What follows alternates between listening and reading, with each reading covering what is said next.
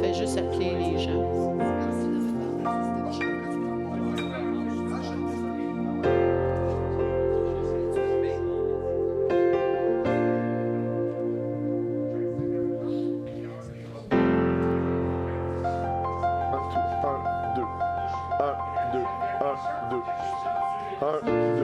Es-tu ouvert? Et toi?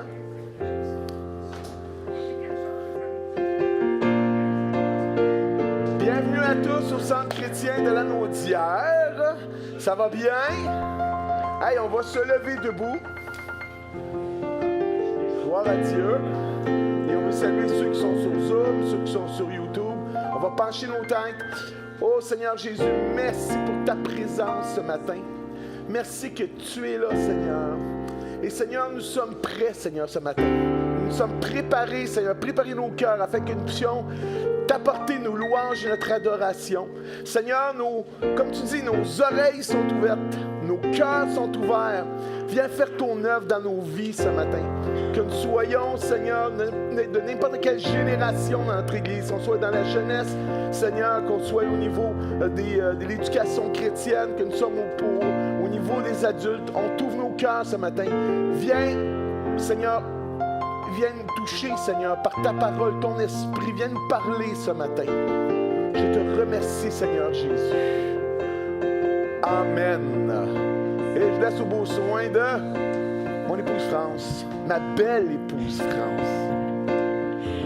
Amen. J'espère que vous allez bien. On est là ce matin pour le louer de tout notre cœur. Amen. C'est ce qu'on veut faire ce matin. On veut te louer, toi mon roi. Amen. Je veux te louer, toi mon roi. Je veux te louer, toi ma joie. Tu es celui qui est toute ma vie, en qui je me confie. Je veux te louer, toi mon maître, pour tout ce que tu es. Oh mon appui en tout temps, mon espoir maintenant. Et je veux tout simplement louer ton nom. Je veux te louer, toi mon roi. Je veux te louer, toi ma joie. Tu es celui qui est toute ma vie, en qui je me confie. Je veux te louer, toi mon maître, pour tout ce que tu es. Oh, mon appui en tout temps, mon espoir maintenant. Et je veux tout simplement louer ton nom. Je veux te louer, toi mon roi. Je veux te louer, toi ma joie. Tu es celui qui est toute ma vie, en qui je me confie. Je veux te louer, toi mon maître, pour tout ce que tu es. Oh, mon appui en tout temps, mon espoir maintenant. Et je veux tout simplement louer ton nom. Et je veux tout simplement louer ton nom. Et je veux tout simplement louer ton nom.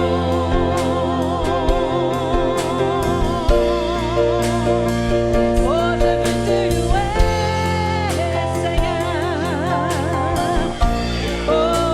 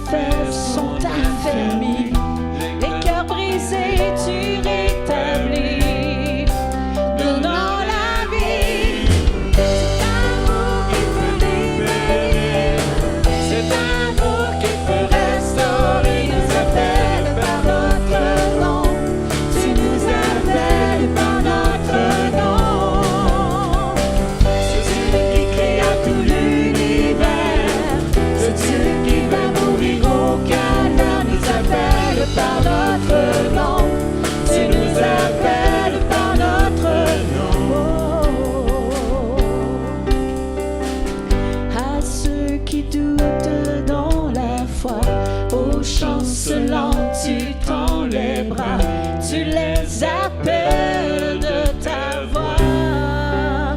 Venez à moi, cet amour qui peut libérer, cet amour qui peut restaurer, nous appelle par notre nom.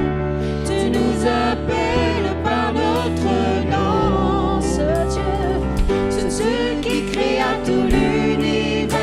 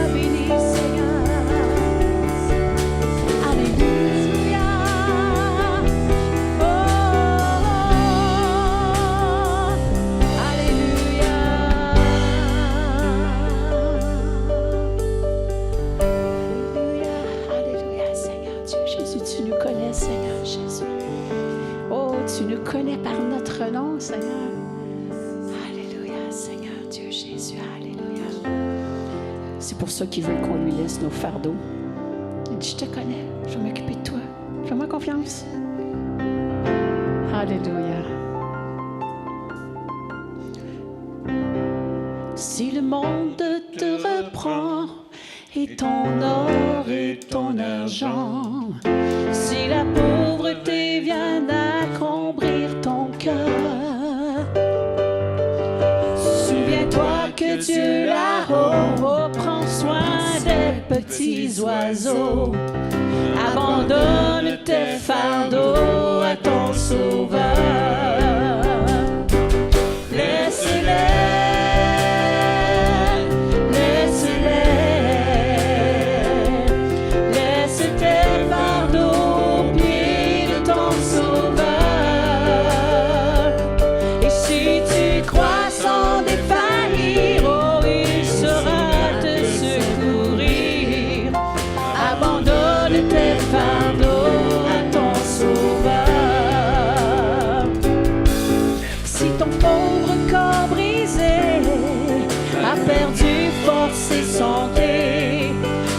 Tu pleures et tu frémis sous la douleur.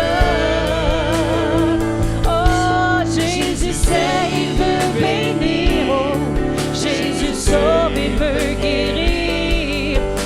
Abandonne tes fardeaux à ton Sauveur. Laisse-les, laisse-les. Oh, laisse-les ce matin.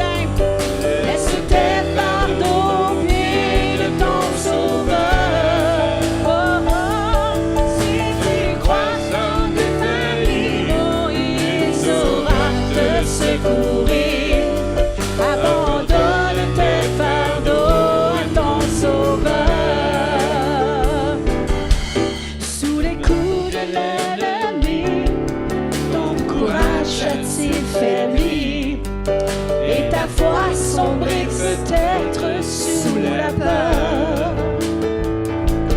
Souviens-toi que Dieu ton Père aime exaucer les prières. Abandonne tes fardeaux à ton Sauveur. Oh, laisse-les, laisse-les, laisse-les.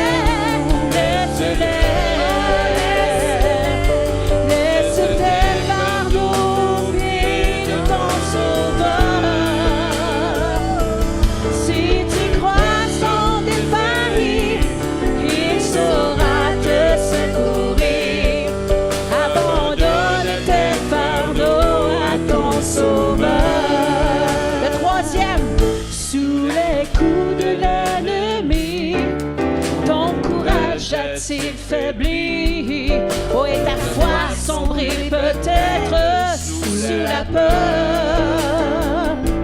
Souviens-toi que Dieu ton Père aime exaucer les prières.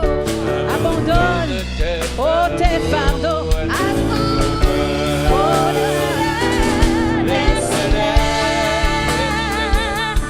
laisse-les.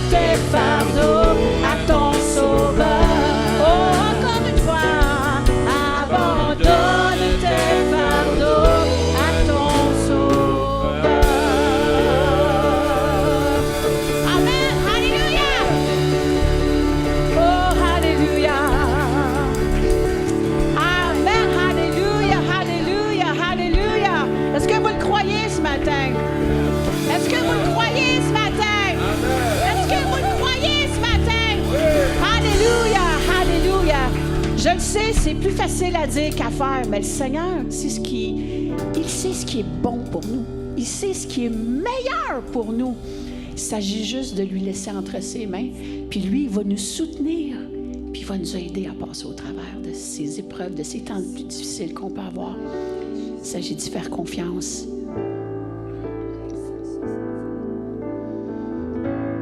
Alléluia, parce qu'il est notre refuge, notre force.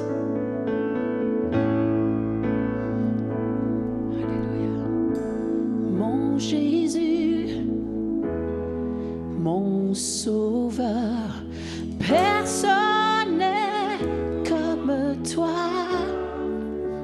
Je veux chanter à tous les jours les merveilles de ton amour.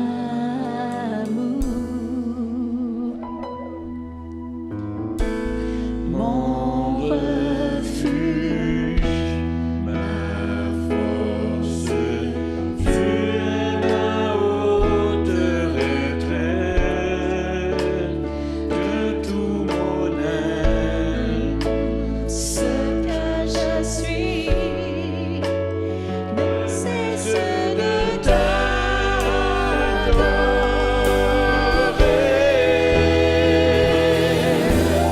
Crie au Seigneur toute la terre chantons, puissance, majesté et louange au roi. Les monts se prosternent et les mers rugissent au son de son nom. Je chante de joie à la vue de tes œuvres. Pour toujours je t'aimerai, te chanterai. Rien ne se compare aux promesses que j'ai en toi.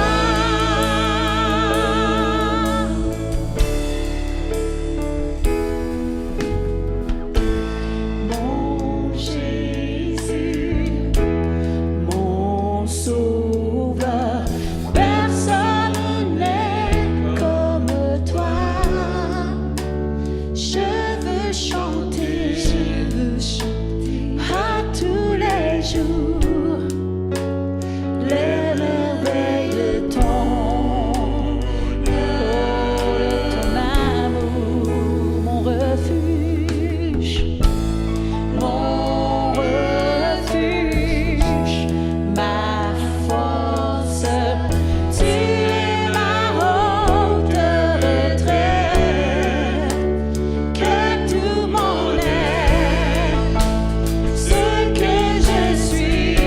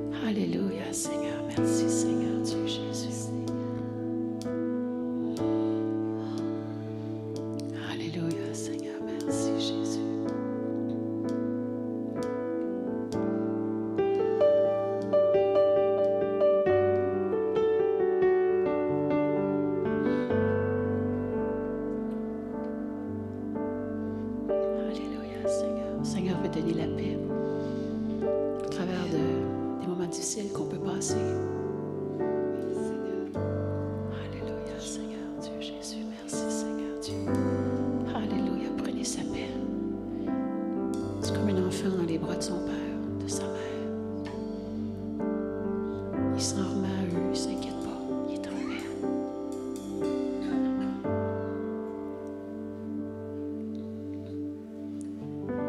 Quand la mer sembla agitée, quand les flots veulent m'inonder, je ne sais plus où aller. Dans la tempête, tu es ma paix. Tu es ma paix.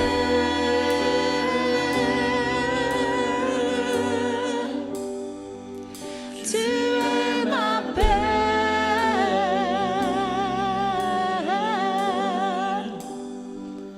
Tu es ma paix.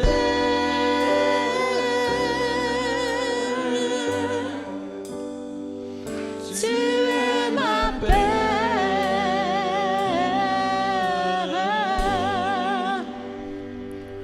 Quand la mer semble agitée,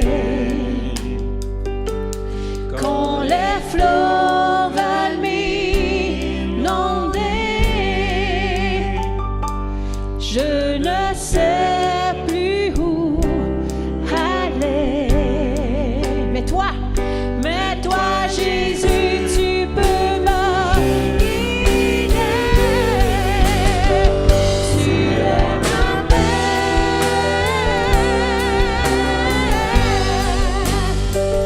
Tu es ma paix.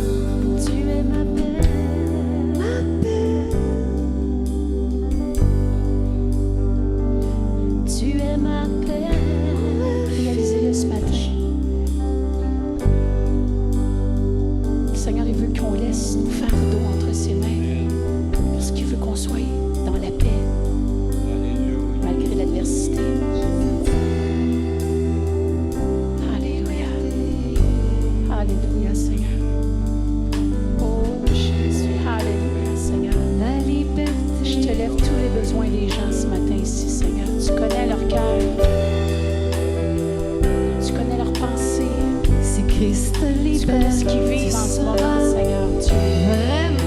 Viens mettre un baume, Seigneur. Viens mettre une paix. Alléluia. Viens te démontrer, viens te révéler, Seigneur Dieu Jésus.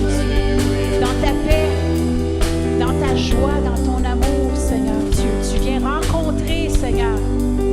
Oh, rencontre ce matin. Rencontre, Seigneur. Alléluia, Seigneur Dieu Jésus.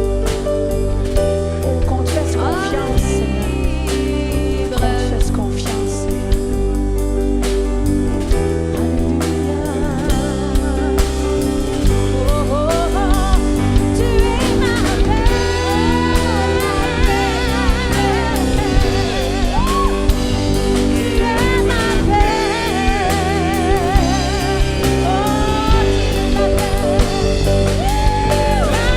Alléluia.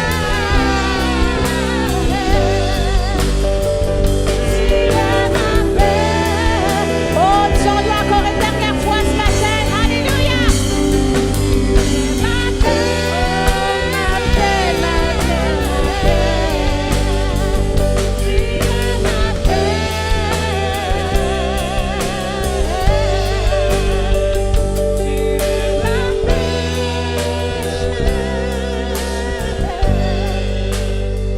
Tu es ma paix. Tu es ma paix. Merci Seigneur.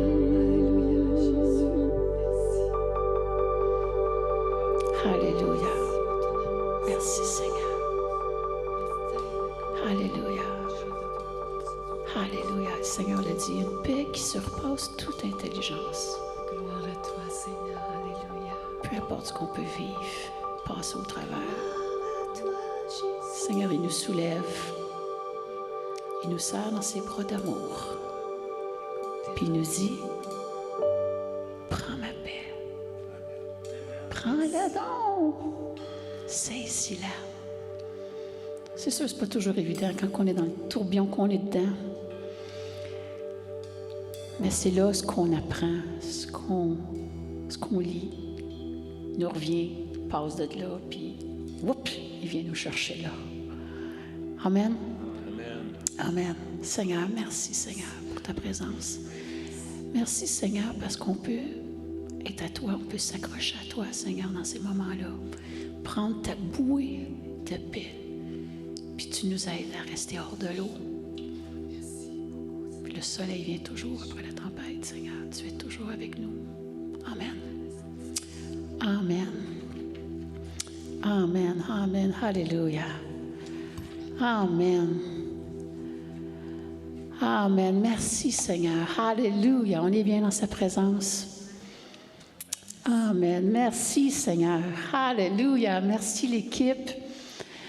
Merci la régie. Et avant de passer à la prédication de la parole sur tous les niveaux, amen. Juste les annonces rapidement. Vous vous rappelez que mardi, c'est notre soirée de prière sur Zoom à 7h30. Simplement, si vous n'avez pas nos coordonnées, laissez les coordonnées à l'espace bienvenue à l'arrière où est Suzanne et on va vous faire transmettre le lien. Les jeunes, surveillez les réseaux sociaux et on vous rappelle, notre friperie est toujours ouverte. Merci pour votre soutien. Interact en présentiel, débit ou avec le panier juste ici, droit devant moi. Et pour nos fêtés, on a eu, il y a Élémise aujourd'hui, on pourra lui dire un beau petit coucou. Steven hier aussi, qui a vieilli. Oh oh! Et ça se peut-tu, Francélina, c'était-tu ta fête, toi aussi? Hier, hein? Hier, hein? Elle aussi, je suis on te voit en présentiel en plus de ça. Qu'est-ce que c'est donc agréable quand on a autant présentiel et sur les plateformes aussi. Je ne sais pas si vous ressentez notre amour, qu'on veut chanter tellement fort pour vous transférer notre amour. Alors, pour vous tous, vous tous que je viens de nommer, là, qu'on vient de vieillir d'un an dans l'amour, dans la paix, il faut accepter là, qu'on vieillit bien, le Seigneur est avec nous. Amen?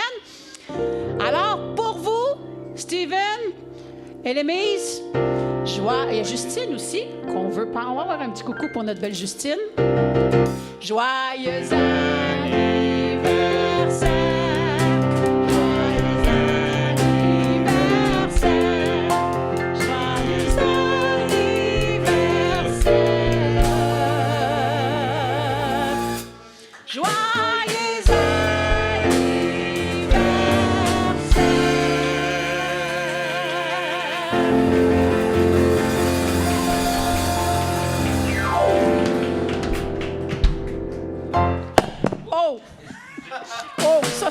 bien.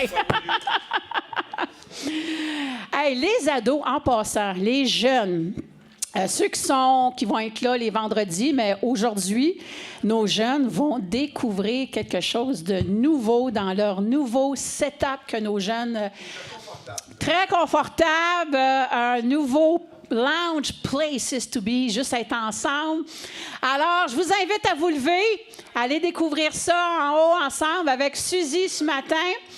Et tous les enfants, 6e année et moins, on s'en vient avec moi ici. Et les autres, ben vous êtes avec le plus bel homme du Québec. Fallait que je le dise, hein? Alors, bonne continuité tout le monde. Merci Seigneur. Yes. En passant, Nathan, tu ouvres le petit spot qui est là. Le petit spot, il n'est pas ouvert. Hein? Il ne marchera pas aujourd'hui. C'est correct. Amen. Ça va bien? Qui a été béni au travers des chants, qui a été touché par le Seigneur? Amen. Il est notre paix. Hein, la Bible nous dit, Paul va nous dire, ne vous inquiétez de rien. Mais quelquefois, non, mais en toute chose, faites connaître vos besoins à Dieu. Et, ça dit quoi? Et il est important, et la paix de Christ, qui surpasse toute intelligence, gardera vos cœurs et vos pensées en Jésus-Christ. Wouh! Amen. On a simplement à venir à lui, puis à lui remettre nos besoins. Il prend soin de nous. Est-ce que vous savez que Dieu prend soin de vous? Dieu est concerné par vos besoins. Entre autres, juste avant, je vais prier pour la prédication, mais vous avez sûrement des besoins. France a prié pour vous. Mais j'aimerais vous faire connaître qu'on a un de nos frères, Claude Saint-Onge, qui est présentement à l'hôpital. Il y a eu un petit incident, il a tombé. Il s'est fracturé la hanche. Il vient juste d'être opéré et il est à l'hôpital présentement. Et j'aimerais qu'on puisse prier pour lui, puis ensuite prier pour la prédication. Vous êtes d'accord avec moi? Amen. Seigneur, on veut te prier, Seigneur, pour notre frère Claude, Seigneur, qui a fait une chute, Seigneur, malheureuse, Seigneur, qui s'est fracturé la hanche. Merci, Seigneur. Il m'a dit, Patrick, il dit, ça a été vite les secours. Seigneur, je te remercie, Seigneur, que tu prends soin de nous, mais que tu prends soin de lui particulièrement, Seigneur. Je te prie, Seigneur Dieu, de le remplir de ta paix, Seigneur. Seigneur, de où ce qu'il est, dans la chambre qu'il est, Seigneur, qu'il puisse ressentir, Seigneur Dieu, physiquement, Seigneur, ta présence, Seigneur, qu'il puisse savoir que tu es là ce matin avec lui. Et nous réclamons, Seigneur, un rétablissement, Seigneur, au-delà du naturel, un rétablissement surnaturel, Seigneur. Seigneur, viens le guérir, Seigneur Dieu, Seigneur, le rétablir, Seigneur, dans sa hanche. Merci pour notre frère, Seigneur. Merci que tu es là avec lui, Seigneur. Qu'il n'est pas seul, que tu es avec lui, Seigneur. Et, Seigneur, c'est une belle occasion, Seigneur, tout qu'on court au bien, Seigneur, afin qu'il puisse, Seigneur, témoigner, Seigneur, de l'amour et de ta grâce autour de lui, Seigneur. Alléluia, qui peut transformer cette chose négative dans sa vie. Et c'est le pouvoir que les enfants de Dieu en quelque chose de positif, Seigneur Dieu. Je te remercie. Et Seigneur, on veut te remercier pour ta parole ce matin. Ta parole qui nous fait du bien. Ta parole qui nous édifie. Ta parole qui nous fait avancer. Ta parole qui nous transforme de plus en plus à l'image de Jésus.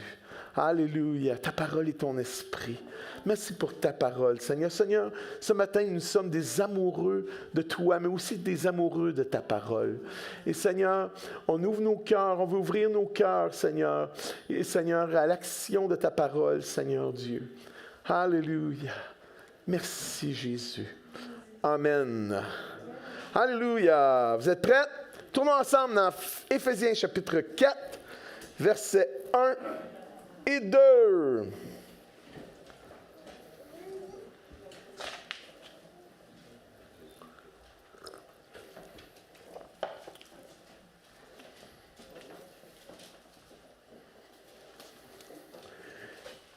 Et ce matin, nous sommes dans l'Épître aux Éphésiens, au chapitre 4, versets 1 et 2. Nous commençons une petite série de 2 à 3 messages. 3 messages minimum. Amen. Et on va le faire au courant de la semaine. Dimanche prochain, je vais arriver avec le deuxième point. Dimanche d'après, c'est Pâques. Vous avez remarqué, on n'a pas la Sainte-Seine, parce que la Sainte-Seine, Pasteur Jean-Marie, vous êtes au courant? La Sainte-Seine va se faire à la Pâques. Et j'espère inviter des gens, que ce lieu puisse être plein. On n'a plus de restrictions. On veut que ce lieu soit plein. Fait qu'inviter un ami, inviter un ennemi. Est-ce qu'il y a des gens ici qui ont des ennemis? Invitez-les. Ils vont devenir vos amis pour toujours. Le titre du message, la puissance de la résurrection. Wow! Yes! Fait qu'à ne pas manquer. Et je vais terminer mon message après Pâques, à la fin avril. Hey, ça passe-tu vite, hein? Ça passe.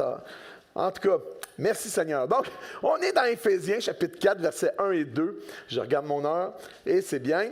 Ça dit ici, « Je vous exhorte donc, moi le prisonnier dans le Seigneur, à marcher d'une manière digne de la vocation qui vous a été adressée, en toute humilité, douceur, avec patience, vous supportant les uns et les autres avec charité. » Vous savez, l'Épître aux Éphésiens fait partie de mes épîtres chouchou. Est-ce qu'on peut dire ça? Il n'y a pas de quelque chose de négatif dans le mot chouchou, là. Ça fait partie de mes épîtres préférées. De Paul, avec celle aux Romains, celle aux Corinthiens, celle aux... Mais en tout cas, l'Épître aux Éphésiens fait partie de mes épîtres favorites. Pourquoi? Parce qu'elle touche, le thème central de cette épître-là, c'est quoi? Ça touche notre identité en Christ. Vous savez, de connaître qui nous sommes en Christ, notre identité en lui est excessivement, dites avec moi, excessivement, important, afin de saisir et de goûter à la vie nouvelle et d'entreprendre les progrès et les défis que le Père a devant nous comme individus, comme enfants de Dieu et comme Église.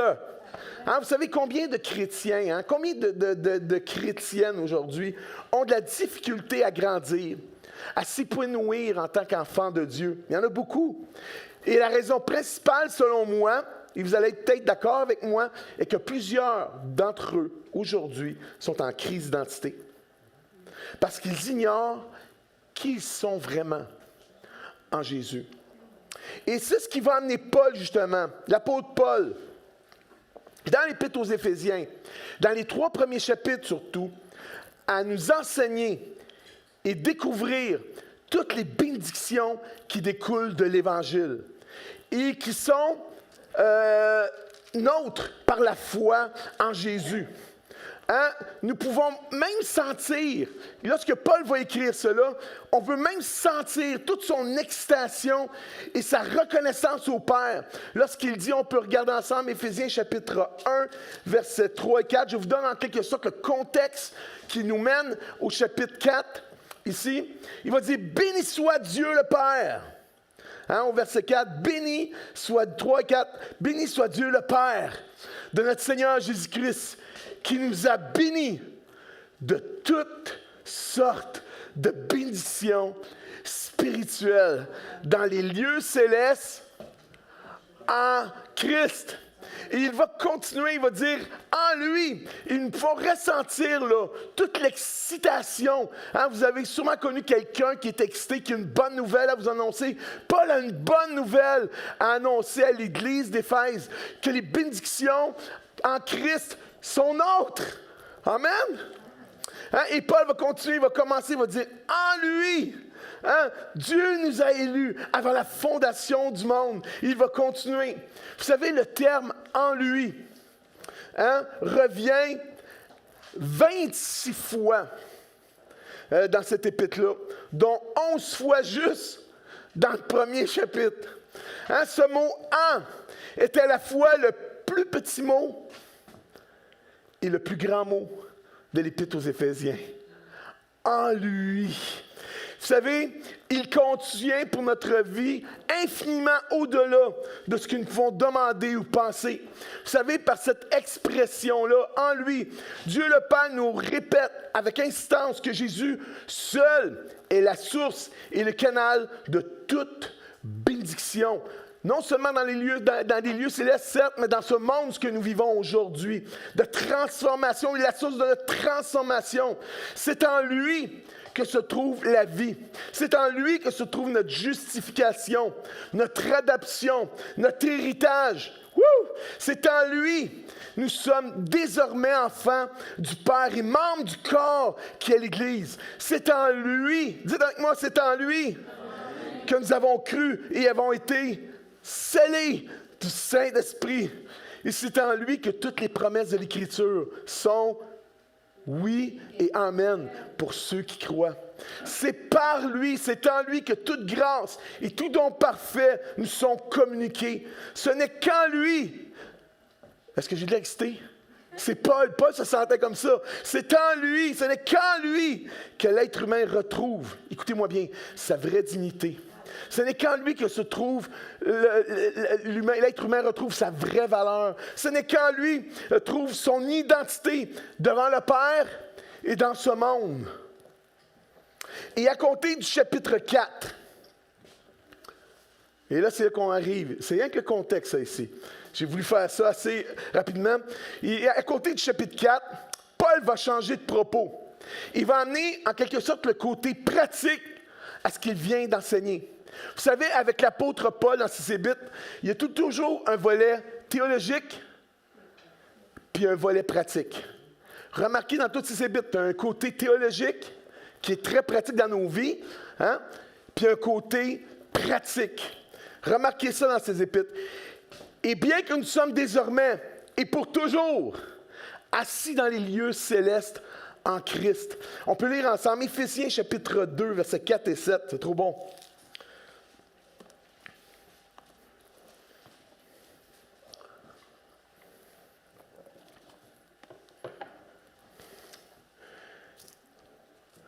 Mais Dieu qui est riche en miséricorde, à cause du grand amour dont il nous a aimés, nous qui étions par nos offenses, nous qui sommes morts par nos offenses, nous a rendus à la vie avec Christ. C'est par grâce que vous êtes sauvés. Il nous a ressuscités ensemble. Il nous a fait asseoir ensemble. Où? Dans les lieux célestes en Christ. C'est pas grave, on a des planchers en vinyle. Amen. Merci Seigneur que c'est des planchers en vinyle. Sinon, ça aurait devenu vraiment des planchers flottants. Amen. Ça nous dit ici que nous sommes assis dans les lieux célestes en Christ. Cela ici représente quoi?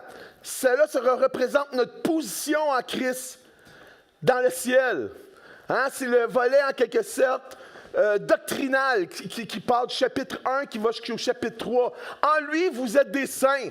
En lui, vous êtes justifiés. En lui, vous êtes pardonnés. En lui, vous êtes des enfants de Dieu. En lui, vous avez autorité. En lui, vous êtes des conquérants. Amen. Woo! On n'est plus des moins que rien. On est des enfants de Dieu. Nous avons des valeurs et c'est important pour nous que nous puissions confesser ces choses parce que ces choses-là sont nôtres en Jésus. Et on a besoin de vraiment, comment je pourrais dire, découvrir cette réalité qui est nôtre au travers des Écritures que Paul nous parle. Hein? Donc ça, c'est le volet, c'est notre position en Christ. Et Paul va l'exprimer en étant assis. Nous sommes maintenant assis. Chapitre 1 et 3, si on pourrait donner une image, donner un mot pour résumer ces trois, si nous sommes assis. C'est notre position maintenant dans le ciel. Mais maintenant, au chapitre 4, il change de registre. On a le côté doctrinal. Maintenant, Paul va amener un côté pratique qui va amener en quelque sorte une balance. L'apôtre maintenant va nous inviter maintenant à marcher. Assis. La vie chrétienne commence par quoi? Pas par marcher. La vie chrétienne commence par être assis. Connaître notre identité. Prendre le salut. Le salut, c'est pas par nos œuvres. Hein? C'est par l'œuvre de Christ. On le prend, on le saisit par la foi. La vie chrétienne commence par un assis. Mais ensuite, au chapitre 4, Paul nous amène maintenant à marcher. Assis, c'est notre position dans le ciel. Mais dans ce monde-ci, nous sommes appelés à marcher dans ce monde, dans ces nouvelles réalités du ciel, cette nouvelle identité que nous avons en Jésus. Et cet aspect pratique-là, Paul va la couvrir du chapitre 4 au chapitre 6. Lisons maintenant ensemble. Éphésiens chapitre 4, verset 1 cette fois-là.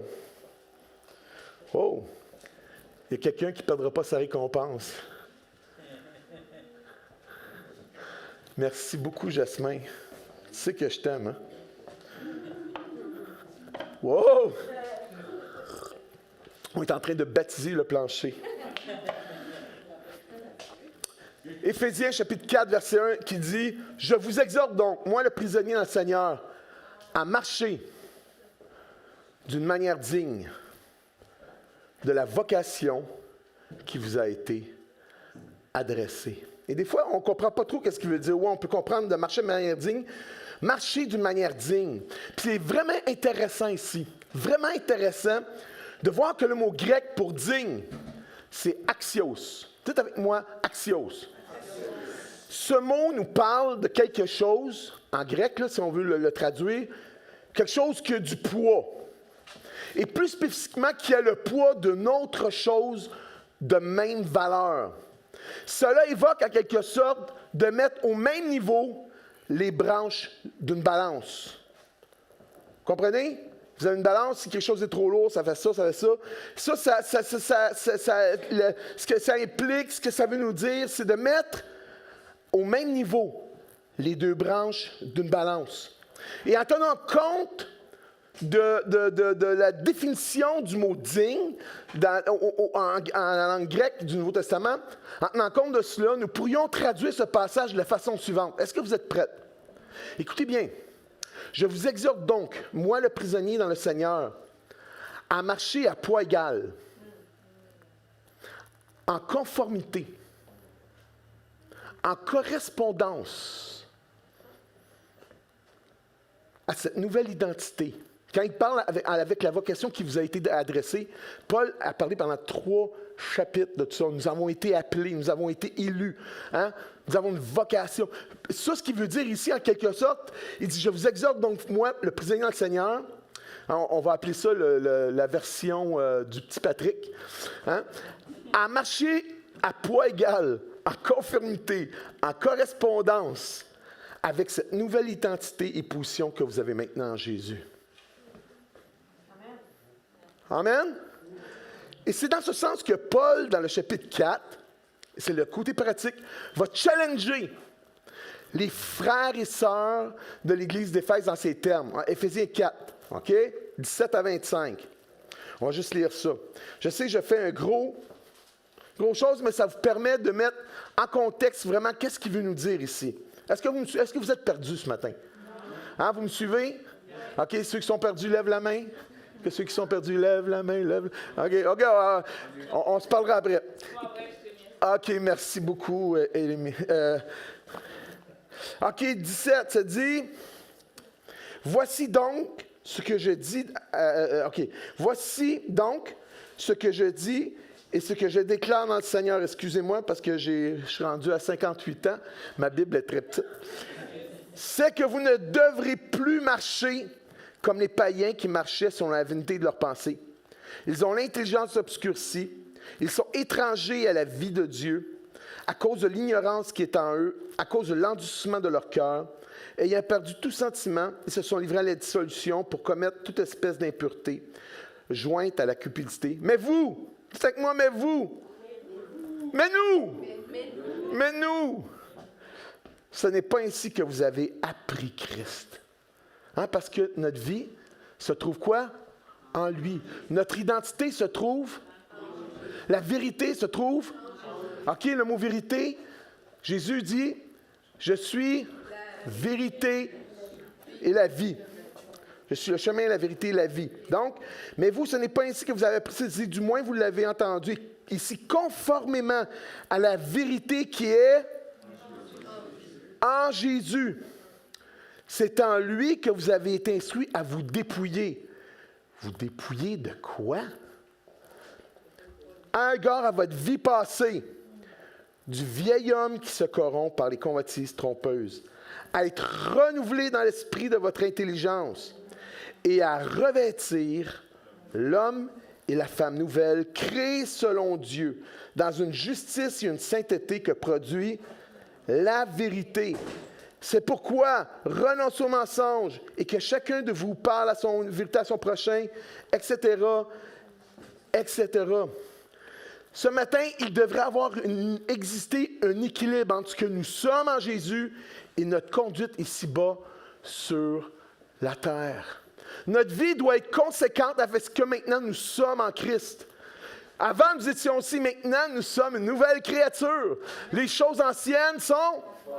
Voici toutes choses sont devenues nouvelles. Et c'est à nous de rentrer dans ce nouveau-là. Ça commence par notre renouvellement, ça commence par découvrir ces réalités-là dans les Écritures afin de les mettre en pratique. Et nous pouvons les mettre en pratique par l'Esprit de Dieu qui est en nous. Nous avons été scellés du Saint-Esprit. L'Esprit de Dieu est en nous et il nous donne cette force-là d'avancer.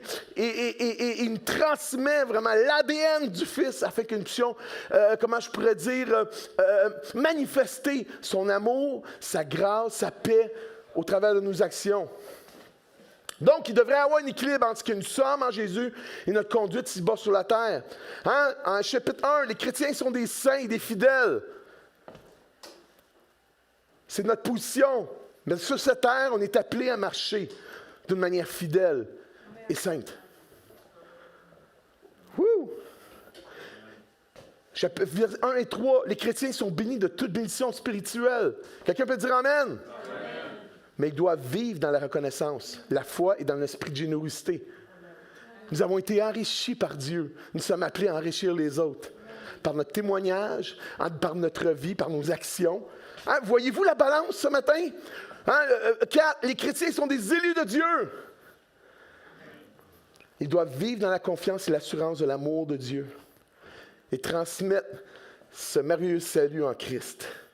Hein, Paul va dire, celui-là c'est en Romains, c'est un autre livre, mais c'est un de mes livres favoris, 1,16, ça dit, l'Évangile est une puissance de Dieu pour le salut de quiconque croit. Nous avons goûté au salut, nous sommes appelés à partager, nous sommes appelés à être des ambassadeurs de Christ autour de nous. La balance!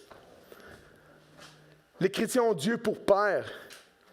Ils doivent vivre comme faisant maintenant partie d'une famille unie. Pensez-vous que Dieu est divisé? Dieu n'est pas divisé. Nous sommes appelés. Et Paul, dans le chapitre 4, va nous parler de la Trinité. Dans le chapitre 1 à 3, Paul parle de la Trinité qui est impliquée dans le salut. Puis, on voit aussi la Trinité. Paul va parler un peu plus loin, au chapitre 4. Il va parler de la Trinité en parlant de l'unité. Il n'y a pas de division en Dieu. Il y a un seul Seigneur. Il y a un seul Esprit. Il y a un seul Père. Vous êtes appelés à former un seul corps. OK? Balance. Hein? Les chrétiens sont des rachetés. Verset 7, 1, 7. Les chrétiens sont des rachetés, libérés du péché et pardonnés. Amen. Ils doivent vivre la réalité du pardon. Amen. Dans leur vie, pour eux-mêmes et pour les autres. Balance. Les chrétiens sont en position d'autorité en Jésus. Ils doivent prier avec foi et confiance dans leurs besoins. Dans le combat spirituel, hein, tenez-vous ferme, mettez sur vous, revêtez-vous de 50% des armes de Dieu. Non, il dit de mettre toutes les armes de Dieu. Notre position, puis la balance. Vous savez, notre vie chrétienne doit être conséquente. Paul, en réalité ici, dans le chapitre 4, nous invite à être conséquents avec ce que nous sommes maintenant en Jésus. Vous savez, en tant que peuple céleste, nous devons porter en nous, en tant que chrétiens, en tant que chrétiennes, en tant que femmes, en tant qu'hommes, en tant que jeunes, et l'Église locale, la marque de ce caractère céleste dans notre conduite terrestre. Puis c'est ce témoignage-là de Jésus vécu dans notre vie et celle de notre Église qui va permettre à l'Évangile de se répandre et de toucher efficacement le cœur des gens autour de nous et celle de notre communauté. Si vous n'êtes pas capable de dire Amen, dites, je ne sais pas, qu'est-ce que vous pouvez dire là-dessus? Alléluia. Hein? On l'a assez prêché, moi, de pasteur Jean-Marie. 1 Jean, chapitre 4, verset 17. Mon beau Nathan. Tel il est, tel nous sommes aussi dans les ciels. Un jour, tel il est, tel nous allons être un jour dans le ciel. C'est ça que ça dit? Non, hein? Ça dit tel il est, tel nous sommes aussi dans ce monde.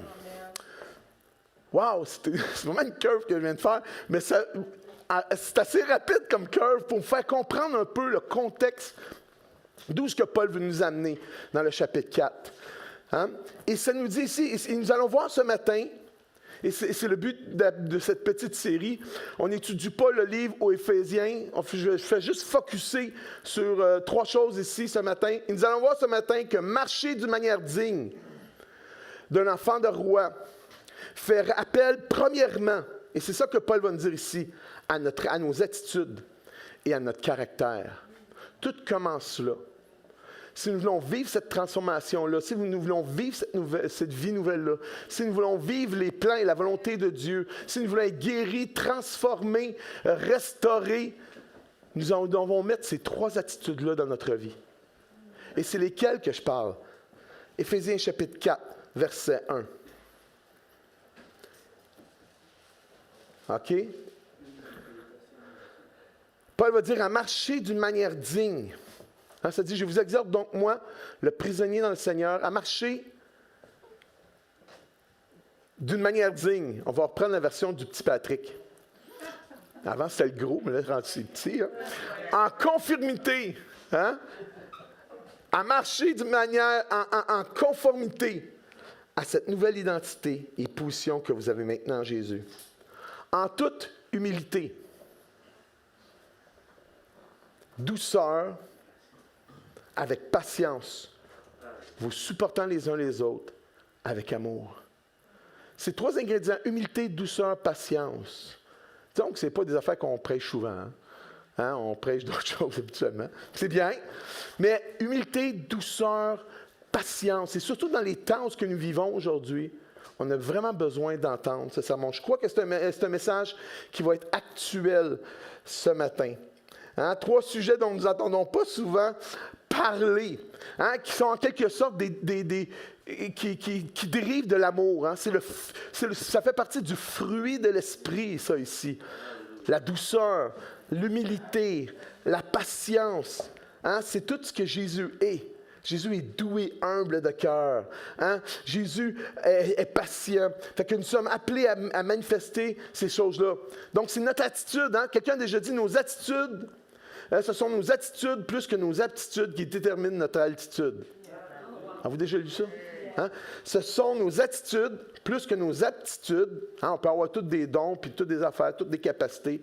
Mais ce sont nos attitudes plus que nos aptitudes qui déterminent notre altitude. Quelqu'un peut dire Amen.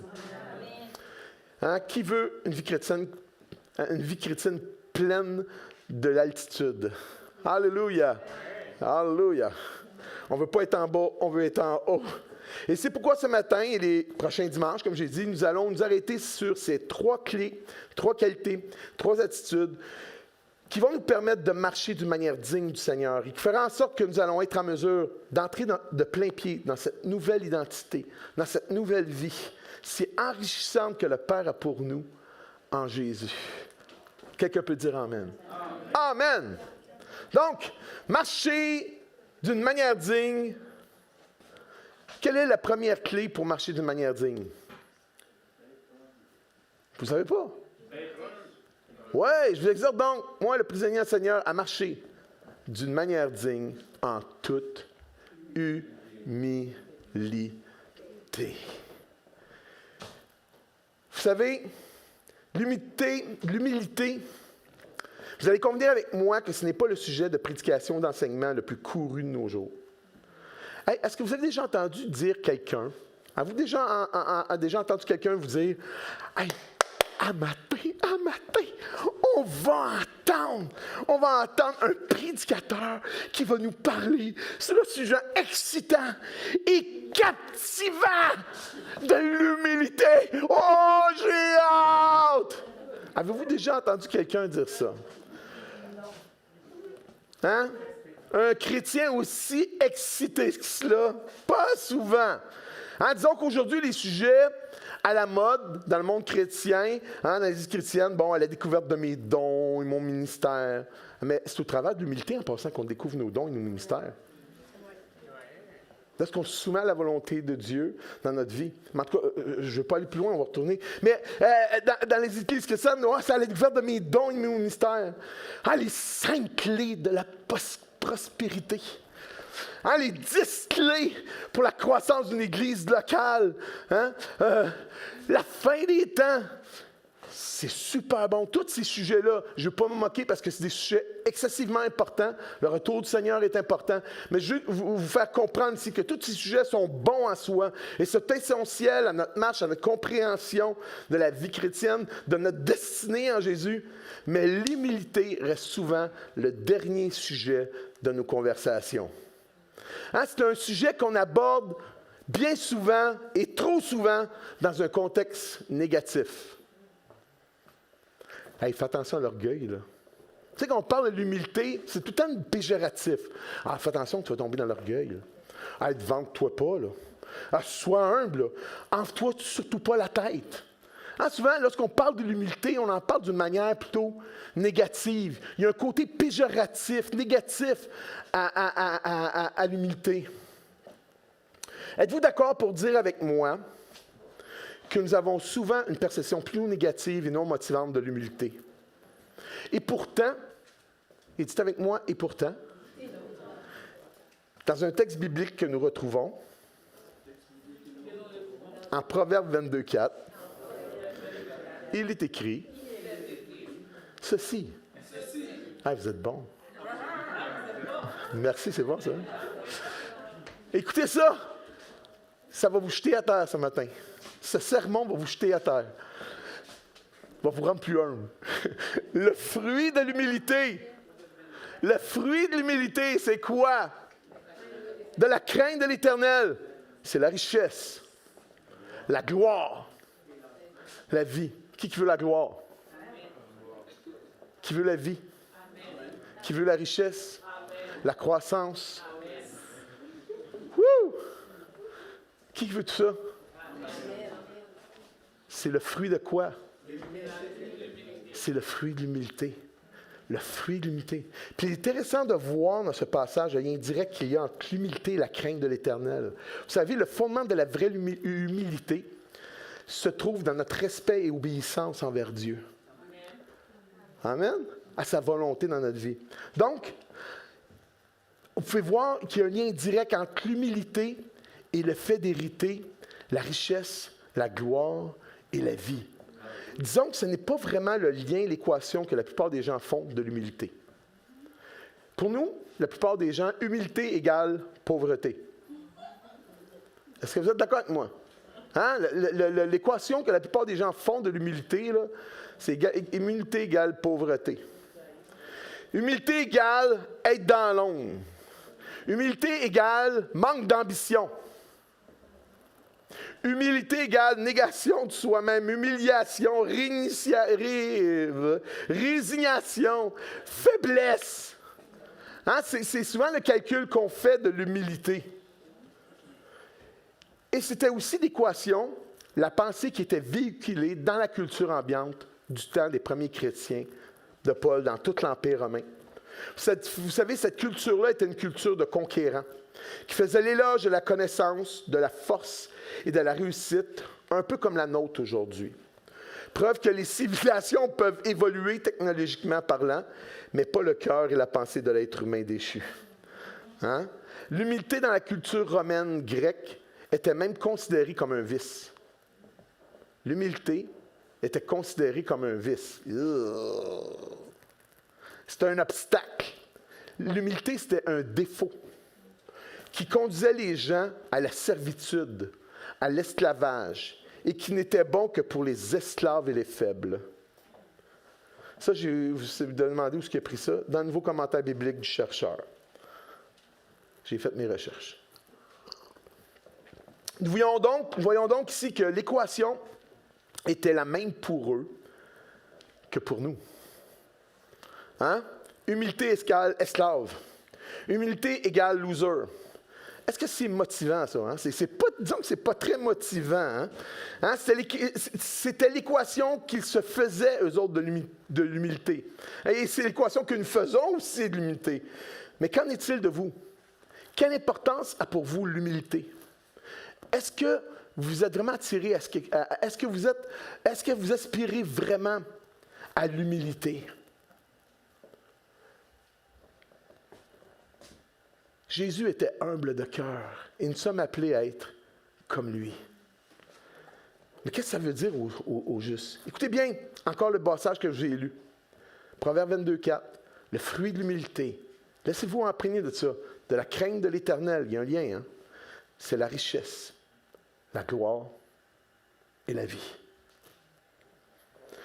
En fait, l'humilité est le moyen, le chemin, la clé du royaume de Christ, par laquelle nous pouvons saisir toute la richesse, la gloire, la croissance, les victoires dans notre vie chrétienne, la vie, la volonté et les plans que le Père a pour nous en Jésus. Il y a donc de grands bénéfices pour notre vie, sur le plan personnel, sur le plan spirituel, sur le plan relationnel, sur le plan professionnel, scolaire, hein, en tant qu'Église, que de marcher sur le chemin de l'humilité. Vous savez, le calcul que tout chrétien devrait faire ce matin en regard de l'humilité ne devrait pas être humilité égale pauvreté ou déni de soi, mais plutôt humilité égale bénéfice. Amen. Dites avec moi, humilité égale bénéfice. Humilité égale croissance. Humilité égale succès. Humilité égale guérison. Guérison du cœur. Humilité égale valorisation. On pourrait continuer ce matin là-dessus. Là, vous savez, c'est étonnant d'avoir les choses qu'on peut voir sur l'humilité, découvrir sur l'humilité. Je vous dis, là, est-ce que c'est bien l'équation, le lien que vous faites avec l'humilité? Hein? Qu'est-ce que l'humilité? Comment pouvons-nous définir ce qu'est vraiment l'humilité? Qu'est-ce qu'on doit savoir sur l'humilité ce matin? Est-ce que vous êtes excité? Est-ce que vous voulez le savoir? Amen. Est-ce que c'est la première fois ce matin que vous êtes excité par l'humilité? Sûrement ce matin, vous êtes assis, hey, j'ai jamais, hey, c'est super bon l'humilité! Hein? Vous allez pouvoir dire, lorsque vous allez sortir, hey, Marie-France, j'ai entendu un message bon sur l'humilité. Le monde va vous regarder. C'est pas la fin des temps? Non, l'humilité! L'humilité, ce qu'elle n'est pas. L'humilité, ce n'est pas l'apitoiement sur son sort. L'humilité n'est pas la négation de soi-même. Ce n'est pas un sentiment de petitesse. L'humilité, ce n'est pas de la timidité, ce n'est pas de la faiblesse. L'humilité, ce n'est pas l'anonymat, ce n'est pas la pauvreté. Hein? Souvent, on pense, je suis humble, je vis dans la pauvreté. L'humilité n'égale pas pauvreté. Abraham était quelqu'un d'humble, mais il n'était pas pauvre, nécessairement. Vous êtes d'accord avec moi? Amen. David, c'est un homme selon le cœur de Dieu. David, je ne parle pas de toi, David, en passant. Je parle du roi David. C'est un homme humble, David. Et David, notre frère, est un homme humble. Quelqu'un peut dire Amen? Hein? Est un homme humble. Mais l'humilité, ce qu'elle n'est pas, ce n'est pas la pauvreté. L'humilité, ce n'est pas la lâcheté. L'humilité, ce n'est pas laisser les gens nous marcher dessus. Vous êtes d'accord avec moi? Ah, l'humilité, je suis humble. Non, c'est pas ça que ça veut dire. Qu'est-ce qu'est l'humilité? Ce qu'elle est. La chose qu'on doit savoir sur l'humilité. Le temps nous manque ce matin. C'est un trait. Est-ce que vous êtes capable de me donner du temps encore un peu? Oui. Amen. Et vous allez voir, à la fin, on va parler un peu de ce qu'elle est, puis vous allez terminer. C'est vous qui terminez le sermon, parce que votre pasteur commence à être fatigué. Non, c'est pas vrai. Mais il va vous laisser le soin de nous. On va faire une peinture, toute la gang ensemble. On va faire un portrait. Je sais qu'il y a des gens qui sont habiles, mais on va le faire avec nos mots. On va établir le portrait de celui qui est humble dans le Seigneur. Mais avant ça, on va regarder vraiment ce qu'elle est, l'humilité. C'est un trait important du caractère du Fils de Dieu. Amen. Philippiens 2, versets 5 à 10. Ayez en vous les sentiments qui étaient en Jésus-Christ, lequel, existant en forme de Dieu, n'a point regardé comme une proie arrachée d'être égal avec Dieu. Jésus était égal avec le Père. Mais ça nous dit ici, il aurait pu dire, « Hey, Père, là! » Tu sais, comme des jeunes, « Hey, Père, non, tu as 2 jambes, toi aussi! On est pareil! Tu vas aux toilettes, toi, avec! Mais vas-y! » C'est pas ça que Jésus a fait. C'est regardez ce qu'il dit, le Fils. On est appelé à être comme le Fils ce matin, lequel, existant en forme de Dieu, n'a pas regardé comme une proie arrachée d'être égal avec Dieu. « Hey, j'ai des droits, moi! Wow, wow, wow! Je suis aussi divin que toi! » Hein? Écoute, là. Regarde ce qu'il va faire. Mais il s'est dépouillé lui-même en prenant une forme de serviteur, en devenant semblable aux hommes. Vous savez, le Fils est venu. Tu sais, souvent, on regarde Dieu, Dieu reçoit toute la gloire. Mais le Fils nous montre que le Père est humble. Parce que le Fils est venu nous montrer le Père. Jésus est venu nous montrer le Père. Cette humilité qui est dans le Fils était dans le Père. Je ne sais pas si vous comprenez, là. Mais en tout cas, mais s'est dépouillé lui-même en prenant une forme de serviteur, en devenant semblable aux hommes, ayant paru comme un simple homme, il s'est humilié lui-même. Est-ce qu'on peut dire merci à Jésus de s'être humilié lui-même pour nous? Si Jésus n'aurait pas été humble, on n'aurait pas été sauvé. Si Jésus aurait dit non, laisse faire pas, qu'ils s'arrangent avec leurs troubles, il avait le droit de le faire. Jésus a dit, j'ai le pouvoir de donner ma vie. Le Père me dit, écoute mon fils, tu as le pouvoir. Jésus n'a pas, le Père n'a pas dit, ah ouais, tape, ah ouais, bah. Jésus avait le pouvoir. Jésus avait le droit. Le Père, il dit, j'ai reçu du Père le droit de dire oui ou non. J'ai le droit de donner ma vie puis de la reprendre. Tout notre salut était focusé. C'est en lui que se trouvait notre salut. Mais Jésus a manifesté l'humilité. Wow! Vous voyez les bénéfices de l'humilité? On peut le voir aujourd'hui. Vous êtes sauvés, vous êtes des enfants de Dieu. Vous êtes remplis du Saint-Esprit. Nous sommes dans une famille. Il y a des bénéfices éternels à marcher dans l'humilité. Est-ce que vous êtes excités ce matin? Il y a des bénédictions qui se trouvent dans le fait de marcher dans l'humilité. En réticipate. Ayant paru comme un simple homme, il s'est humilié lui-même, se rendant obéissant jusqu'à la mort de la croix. Et ça nous dit quoi? Hein, la Bible dit, humiliez-vous sous la main puissante de Dieu. Et qu'est-ce qu'il va vous dire? Il va vous élever. Regardez ce qu'il a fait au Fils. C'est pourquoi Dieu aussi l'a souverainement élevé. Il lui a donné le nom qui est au-dessus de tout nom, par lequel nous pouvons être sauvés, par lequel nous pouvons être restaurés, par lequel nous pouvons être guéris. Alléluia. C'est pourquoi aussi Dieu l'a donné afin qu'au nom de Jésus, dites avec moi, au nom de Jésus, tout genou fléchisse dans les cieux, sur la terre. Paul, il dit là, pas juste ça, mais il y a sous la terre aussi. Wow! L'humilité, c'est un très important du caractère du Fils de Dieu. Jésus, Matthieu 11, versets 28 et 29, Jésus va se décrire comment? Il va dire, « Venez à moi, vous tous qui êtes fatigués et chargés, je vous donnerai du repos.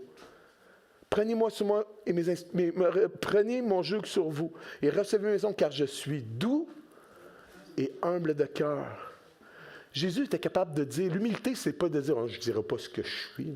Tu sais, j'ai certaines capacités. Des fois, on est... Mais Jésus était capable de dire ses qualités. L'humilité, quelqu'un d'humble est capable de dire ses qualités. Amen? Amen. Si on met à notre échelle, on est capable, l'humilité, ça devrait nous rendre capable de dire nos qualités, nos forces, sans rougir. Ça, c'est la vraie humilité. Puis nos faiblesses maintenant, nos limites. Mais on va... Car je suis doux et humble de cœur, et vous trouverez le repos pour vos âmes. C'est un trait important du caractère du Fils. L'humilité, c'est une attitude de cœur. Vous savez, l'humilité n'est pas reliée à l'apparence ou à notre condition sociale. C'est une attitude de cœur.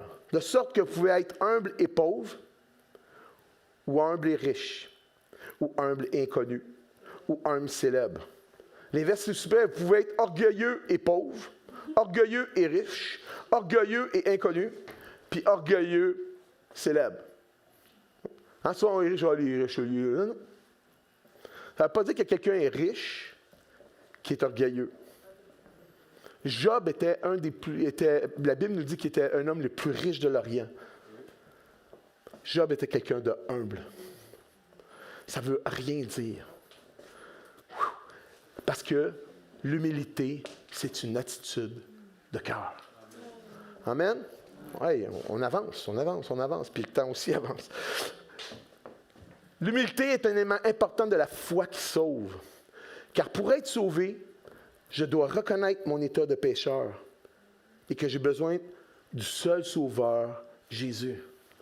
Je dois reconnaître mon état de pécheur, de mon besoin d'être sauvé. L'humilité est aussi une clé par laquelle nous pouvons saisir le salut pour notre vie.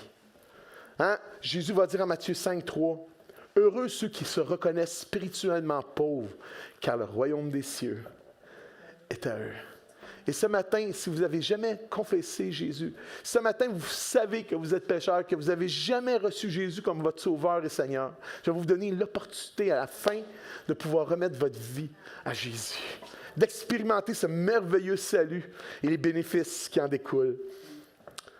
L'humilité aussi nous donne une juste perspective. De qui? De Dieu. Une juste perspective de qui est Dieu. Hein, aujourd'hui, le monde joue à Dieu. Hein? Souvent, on entend les personnes, oh, moi, je ne crois pas en Dieu, c'est moi mon Dieu. T'sais. Vous avez justement. L'humilité nous donne une juste perspective de qui est Dieu, de sa souveraineté dans notre vie. Jésus n'est pas un Dieu avec un petit D. Jésus est un Dieu avec un grand D. Dites avec moi, Jésus n'est pas un Dieu avec un petit D, mais avec un grand D. Il est notre Créateur. C'est par le Fils que le Père a créé le monde. Notre Sauveur. Il est notre Seigneur. Et il doit occuper. Et c'est pourquoi qu'il doit occuper le centre, le trône de notre vie. Mais ce trône-là se trouve où? Au centre de notre vie. De sorte que tout ce que nous faisons, tout ce que nous disons, tout ce que nous accomplissons puisse être influencé par sa seigneurie, sa royauté dans notre vie. Wow! Hein, psaume 46, 11. Qu'est-ce que ce psaume nous dit? C'est David qui dit, Dieu va parler par sa poche, il va dire, arrêtez et sachez que je suis Dieu. L'humilité nous permet de pouvoir avoir une juste perspective de qui est Dieu. L'humilité nous permet d'avoir une juste perspective de nous-mêmes. Amen? Amen? Comme Jésus, de reconnaître nos dons, nos capacités. La véritable humilité n'est pas le dénigrement de soi-même. « Ah, je ne suis pas bon, moi, je ne suis pas capable. » Mais le sentiment profond de notre vraie valeur en Christ. Sans qui nous ne sommes rien, mais par qui nous sommes et pouvons tout. Elle nous permet d'apprécier, de faire grandir les dons et les capacités, les merveilleux dons, les merveilleuses capacités que Dieu a mis en nous. Quelqu'un peut dire Amen? Merci Seigneur pour l'humilité. L'humilité nous donne une juste perspective des autres. L'humilité nous rend plus humains. L'humilité nous rend plus humains. Jésus, comment je pourrais dire? Oui, il était Dieu, mais il était l'humain, il était Dieu et homme à la fois, mais il était l'humain le plus humain. Jésus était le plus humain que la terre a porté. Non seulement il était celui qui était l'homme le plus équilibré sur la planète. Si tu veux regarder quelqu'un qui est équilibré, regardez pas au pasteur Patrick, surtout pas au pasteur Jean-Marie. Mais si vous voulez... Non, c'est pas vrai. On regarde à Jésus. Ah non, mais pasteur Jean-Marie, je vois Jésus en toi, puis je vois vraiment cet équilibre-là. Je me reprends. Et que je suis pas fin. Hein, l'humilité nous fait regarder les autres plus grands que nous-mêmes. OK, c'est correct, c'est dit. C'est dans la... Ouais, c'est ça. L'humilité nous rend plus humains. Elle nous rend accessibles et ouverts aux autres. Elle nous rend plus conscients de la valeur des autres aux yeux du Père. Hein? Dieu t'aime pas simplement, il aime les autres autour de toi. Il aime les gens qui ont de la difficulté. Il aime les gens qui sont beaux, qui sont pas beaux, qui sont bien habillés, qui sont pas bien habillés. C'est ceux, comment je pourrais dire, il nous permet comment je pourrais dire, Dieu aime ceux qui sentent bon. Vous sentez bon ce matin, mais Dieu aime aussi ceux qui sentent pas bon. Dieu aime ceux qui sont bons. Dieu aime ceux qui sont pas bons. Alléluia. On doit regarder les autres avec la perspective. L'unité nous permet d'avoir une juste perspective des autres. Il nous amène à l'instant de Jésus à considérer les besoins et la réussite des autres comme étant aussi importants que nous-mêmes. Aujourd'hui, c'est la loi du plus fort. C'est celui qui va se rendre le plus haut au top. C'est ça, hein? Mais l'humilité nous permet de regarder puis de rechercher le succès des autres. C'est ça, Jésus. Jésus, vous me regardez, je suis le Seigneur, oui, mais je suis parmi vous comme celui qui sert. Jésus est venu à considérer nos besoins comme autant, sinon plus importants que lui-même. Il a donné sa vie sur la croix pour nous. Il a pris une forme de serviteur, comme qu'on a lu. Il a donné sa vie pour nous, parce qu'il voyait nos besoins plus importants que les siens. Si Jésus aurait été animé d'orgueil, il aurait pu dire, écoute, là, qui s'arrange avec leurs troubles. Tu sais, ça n'aurait pas été le Nouveau Testament qui s'arrange avec leurs troubles. Hein? Si Jésus avait été là, on peut lire le Nouveau Testament, mais le Nouveau Testament, tu as eu l'Ancien et le Nouveau qui s'arrange avec leurs troubles, qui crèvent. Jésus aurait pu dire, il aurait pu dire qu'ils crèvent tout. Ben, oui. Ça n'aurait pas été long. Hein? Ça aurait été... Ah. Mais Jésus, ce n'est pas ça qu'il a fait. Il a considéré nos besoins. Il a considéré nos malheurs. Il a considéré nos maladies. Il a considéré ce que nous sommes, ce que nous vivions. Au lieu d'avoir du mépris pour nous, il y a eu de l'amour pour nous. Il s'est humilié. Il a considéré nos besoins comme plus importants que nous-mêmes. Vous savez, Jésus, lorsqu'il était en face de la femme adultère, était le seul qui pouvait lancer une roche. Quand il a dit que celui qui a péché, il lance la première roche, il n'y en a pas un qui l'a fait. Jésus était le seul qui pouvait y lancer une roche. Est-ce que vous êtes d'accord avec moi? Seigneur, Jésus était le seul qui pouvait nous lancer une roche, qui pouvait nous tuer. Mais ce n'est pas ça qu'il a fait. Il a donné sa vie pour nous. L'humilité nous permet d'expérimenter la puissance de Dieu dans nos besoins et nos faiblesses. C'est lorsque je suis faible, Paul va dire, c'est là que je suis fort. Vous savez, parfois nous hésitons de partager nos besoins et nos faiblesses parce que nous avons peur de passer pour quelqu'un de faible ou de pas spirituel. Au contraire, la Bible nous invite à faire connaître nos différents besoins à Dieu, ainsi qu'à nos frères et sœurs dans la foi, afin qu'ils puissent prier pour nous et afin qu'on puisse expérimenter sa victoire et miracle dans notre vie. L'humilité nous libère. Hein? Hey, qui a le goût de marcher dans l'humilité, là? Je pense qu'on est quasiment... C'est jeune et une petite aiguille, là, peut-être à 90-97%. Là. Il en reste un 3%, fait que c'est pour ça que je vous demanderai d'être patient avec moi. L'humilité nous libère et nous libère d'être de quelque chose ou quelqu'un que nous ne sommes pas, pour devenir et apprécier enfin la personne que nous sommes en Jésus avec ses forces et limites, nos dons et capacités. Hein, qu'on a tous la fable de La Fontaine, hein, de la grenouille et le bœuf. Hein, la grenouille qui voulait être comme le bœuf. Hein? La grenouille, je veux être comme le bœuf. Le bœuf, Puis le bœuf, il dit, hey, écoute, qu'est-ce que tu es en train de faire là? C'est beau une grenouille. Non, je veux être comme un bœuf. Vous savez, je ne suis pas appelé à être vous. Dieu m'a donné une personnalité, je suis appelé à être moi-même. Vous savez, je ne suis pas appelé à être un prédicateur comme, je ne sais pas, je pourrais nommer, je ne sais pas, là, comme Joyce Meyer. Je m'appelle Patrick Lantin. Si vous vous attendez à entendre Joyce Meyer ce matin, vous allez être déçus parce que c'est Patrick Lantin, mais Patrick Lantin a des qualités différentes. Amen. Je ne suis pas Joyce Meyer. Si je me mets comme Joyce Meyer, il va m'arriver ce qui est arrivé à la grenouille. Je vais péter aux frettes, parce que c'est ça qui est arrivé, hein, la morale de l'histoire de la fable de La Fontaine. Hein, puis pourtant la vache, écoute, c'est beau une grenouille. Pow! L'humilité nous permet de ne pas péter aux frettes. En québécois. Wow! OK, il y a une traduction. Pasteur Jean-Marie, c'est péter aux frettes. Comment, en tout cas? Vous irez voir le pasteur Jean-Marie. Elle nous libère de quelque chose qu'on n'est pas. Elle nous libère aussi des péchés, mauvaises habitudes qui nous lient, nous fait vivre dans la condamnation. Hein, Proverbe 28, 13. Celui qui cache ses transgressions ne prospère point. Hein, des fois, on les cache parce qu'on a peur, parce qu'on a des craintes. Hein, qu'est-ce que les gens vont penser? Qu'est-ce que Michel va penser de moi? Tu sais, il va dire que je ne suis pas un gars spirituel. Mais ça dit, celui qui les avoue et les délaisse obtient miséricorde. Ça prend l'humilité. Elle nous libère du poids des blessures ou abus que nous avons peut-être vécu. Hein, que nous tenions secret pour enfin ouvrir notre cœur, ouvrir peut-être notre bouche et entreprendre des actions positives qui vont apporter la guérison. On n'est pas appelé à faire ça, on est appelé à parler. Si vous avez vécu des abus, vous êtes appelé à parler afin d'être délivré. C'est l'humilité, ça. L'humilité, c'est pas vrai, ça. L'humilité nous amène à progresser dans la foi. Wow, ouais, il y en a bien long à dire sur l'humilité. Elle nous garde de la pensée que nous sommes déjà arrivés, que nous n'avons plus besoin d'apprendre et de faire des progrès. Ce matin, est-ce que vous pensez que vous êtes arrivés? L'humilité nous amène à aller plus loin.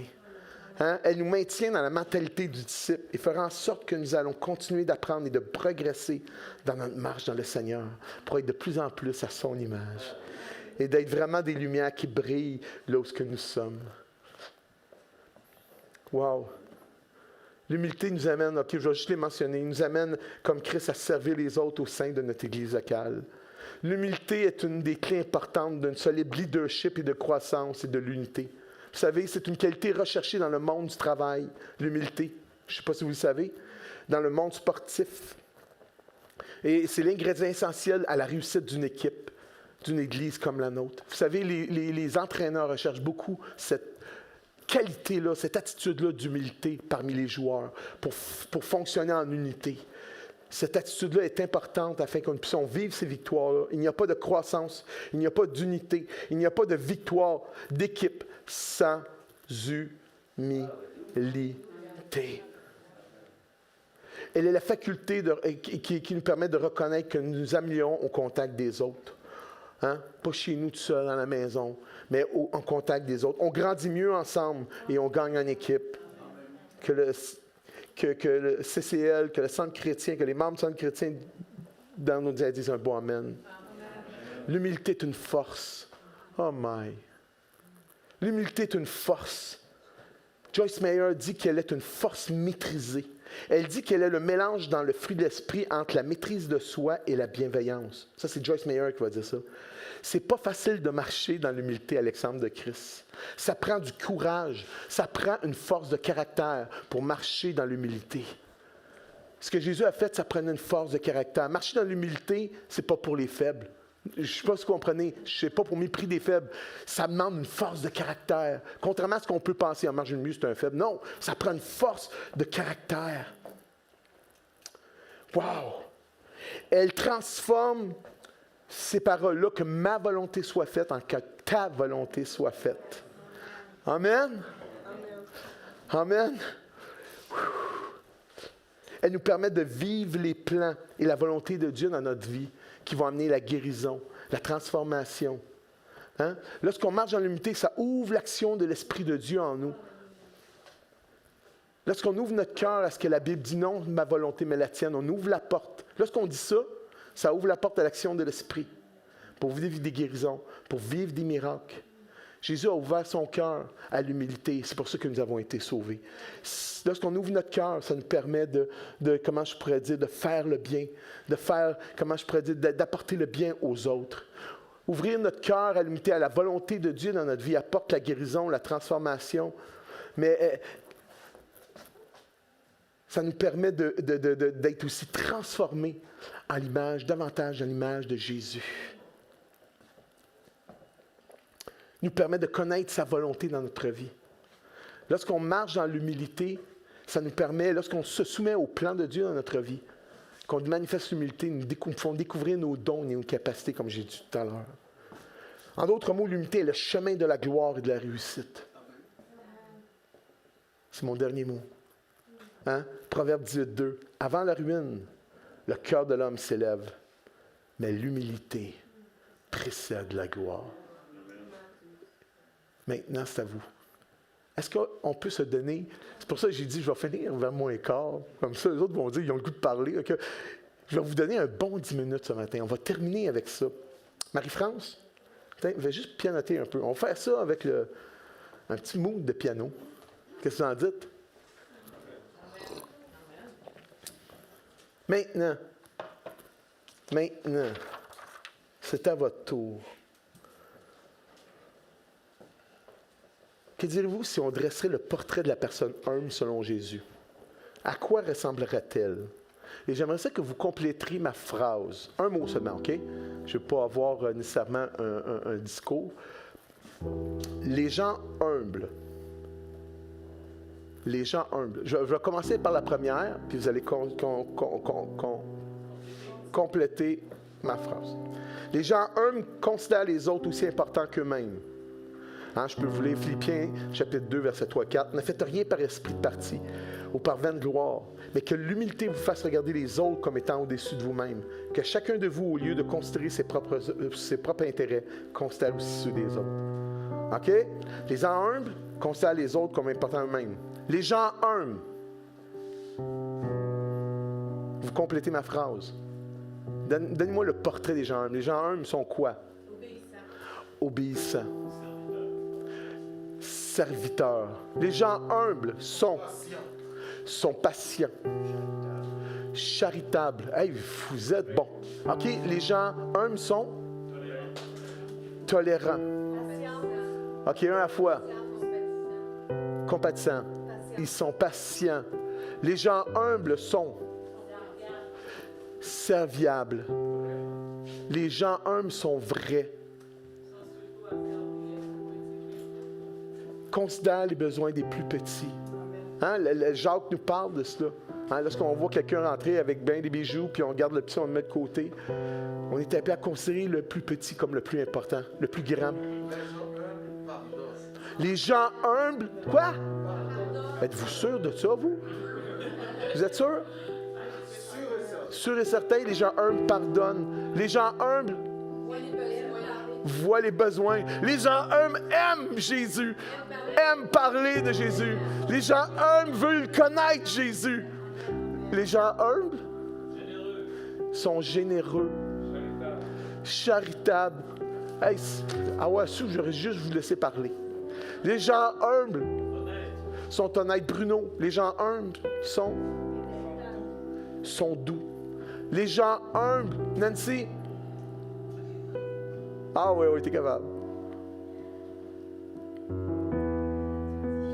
Les gens humbles, des fois, ils sont sans mots. Les gens humbles, des fois, ils n'ont pas besoin de parler, des fois. Des fois, on parle trop. Les gens humbles écoutent. C'est beau, Nancy. Merci, t'as eu le plus beau, la plus belle définition. Les gens humbles sont intègres, sont reconnaissants. Hein? Les gens humbles ont un cœur reconnaissant. Généreux, les gens humbles sont généreux. Sont doux de cœur. Sont sages, les gens humbles sont sages. Hein? Parce qu'ils sont soumis à la volonté de Dieu. Ils connaissent la volonté de Dieu. Puis lorsqu'on connaît la volonté de Dieu, nous ne devions plus. Les gens humbles sont prudents. Ils connaissent leurs limites. Ils connaissent leurs forces. Ils connaissent leurs limites. Les gens humbles, Régent, hein? Ils prient. Les gens humbles prient. Les gens humbles, je te voyais, là, je voulais dire quelque chose, puis tout le monde parlait, puis tu voulais dire... Vas-y, Régent, c'est le temps, Ils sont à l'écoute des autres, les gens humbles. Ils aiment...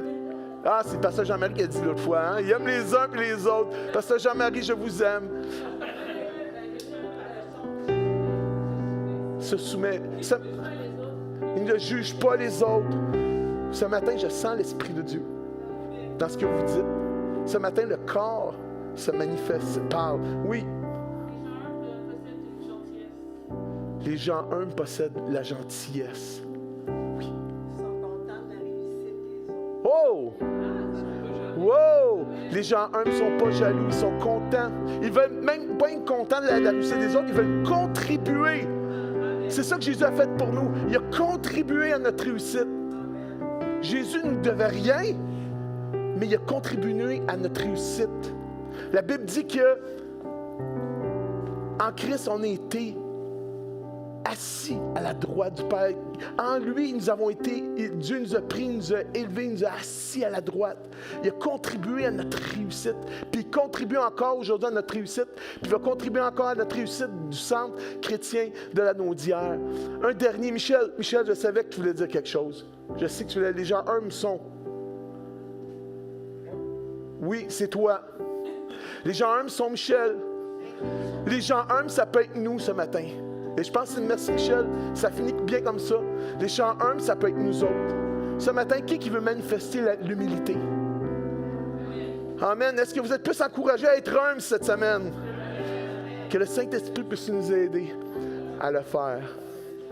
En terminant, je pense que vous avez la plus belle. Je voudrais tenir ma promesse.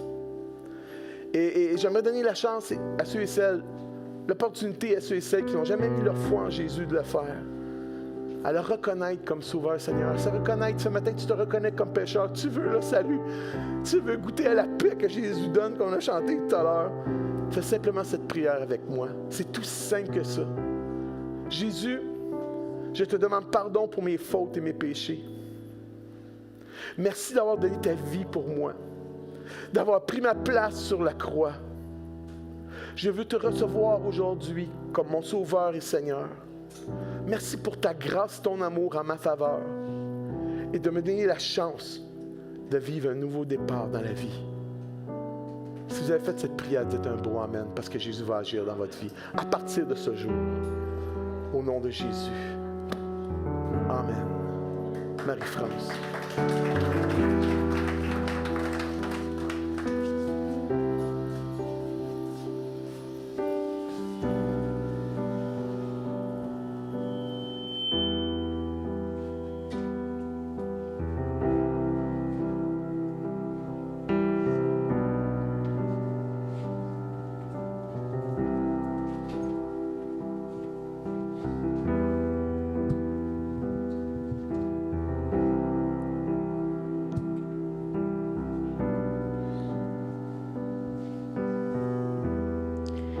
Pendant ce chant, je vous invite juste à réfléchir sur tout ce qui a été parlé. À peut-être examiner, regarder vos cœurs aussi. Où est-ce que vous vous situez par rapport à l'humilité? Puis aussi à écouter les paroles, à laisser Dieu vous parler, à être à l'écoute, à être ouvert, sensible.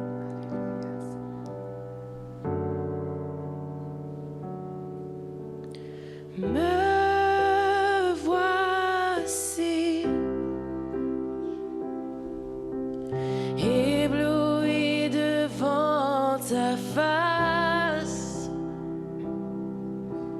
libre par le don de ta grâce. Me voici, l'être plein d'indignité, mais par la croix justifié. J'ai trouvé l'amour incomparable et mien, car tu t'es dépouillé pour te sacrifier.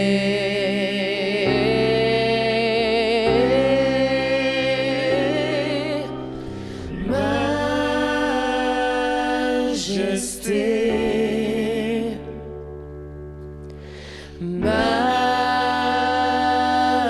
majesté, ta grâce m'a pris tel que je suis, sans valeur, mais pour toi, perle de prix. Chantons. Majesté, majesté,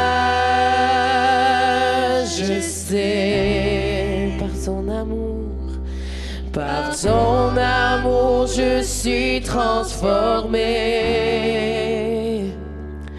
en présence de ta majesté.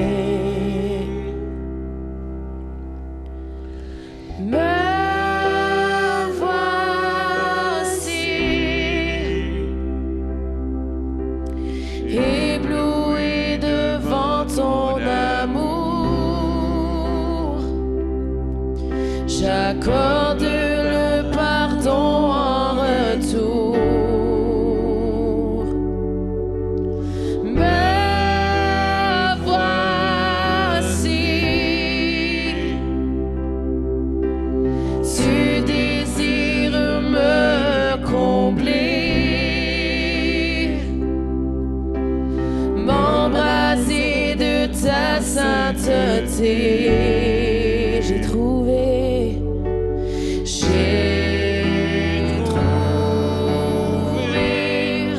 l'amour incomparable est mien, car tu t'es dépouillé pour te sacrifier.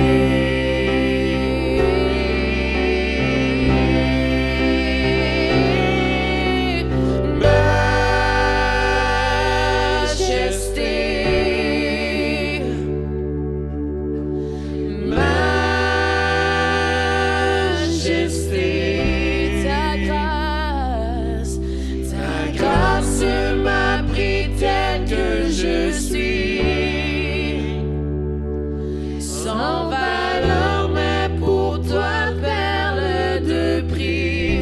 Oh majesté, majesté,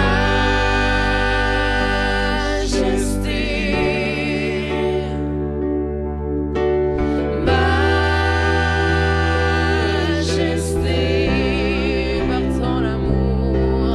Par ton amour, je suis transformé.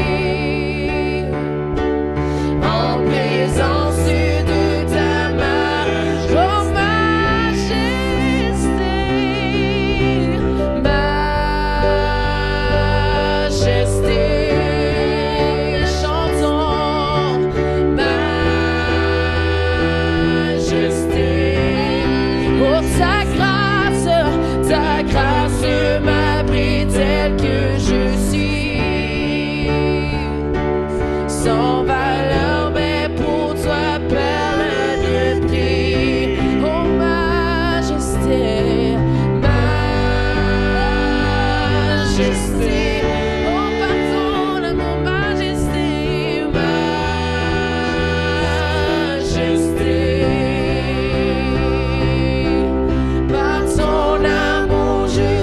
Transformé en présence de ta majesté. Par ton amour, je suis transformé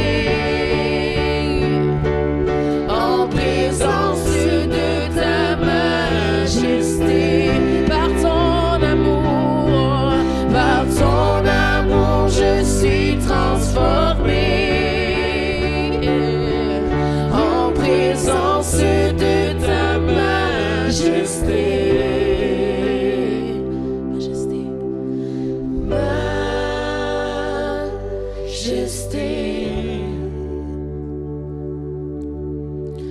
majesté.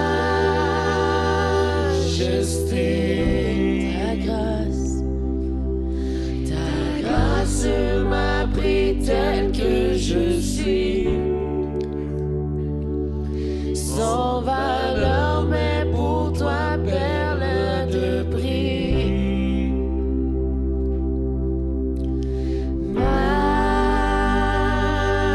Majesté, nous chantons majesté.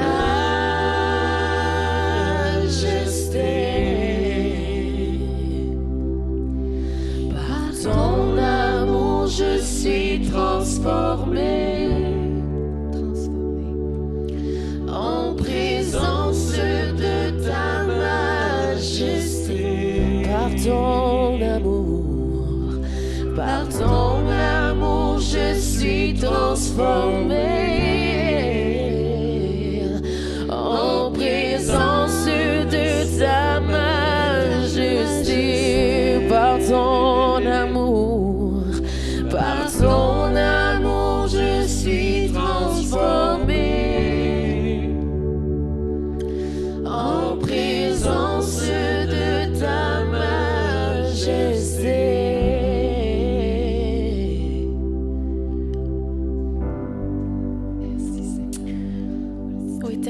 Merci pour ta grâce qui m'a pris telle que je suis. Oh Dieu, je te prie que tu puisses nous donner l'humilité de reconnaître qu'on a besoin de toi. Qu'on a besoin de toi dans toutes choses. Qu'on n'est pas capable sans toi. Qu'on a besoin de ta force. Qu'on a besoin de ton amour. Oh Dieu, je te prie que tu puisses parler à nos cœurs. Que tu puisses nous montrer des sphères de nos vies, des endroits où on manque d'humilité. Où est-ce qu'on a besoin de s'abaisser et de reconnaître que tu es au-dessus de tout. De voir les autres comme tu les vois, au lieu de nous voir au-dessus d'eux. De servir, d'écouter, d'aimer comme toi, tu le fais. Donne-nous l'humilité qu'on a besoin, ô Dieu. Donne-nous ce courage d'être humble.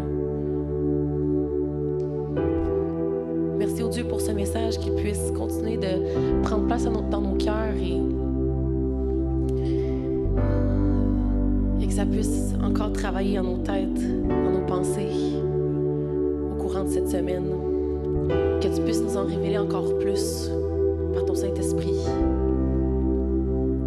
Alléluia.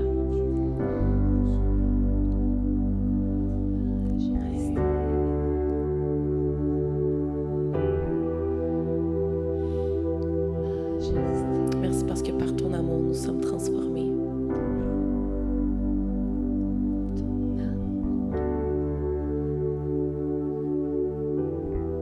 Merci Seigneur. Alléluia. Au nom de Jésus. Amen. Amen. Bonne semaine à tous. Prenez le temps de vous saluer, prenez le temps de jaser, de vous écouter. Et on se retrouve la semaine prochaine. Même heure, même poste. À tous ceux qui nous écoutent sur YouTube, sur Zoom, bonne semaine. Soyez bénis. Alléluia. Amen.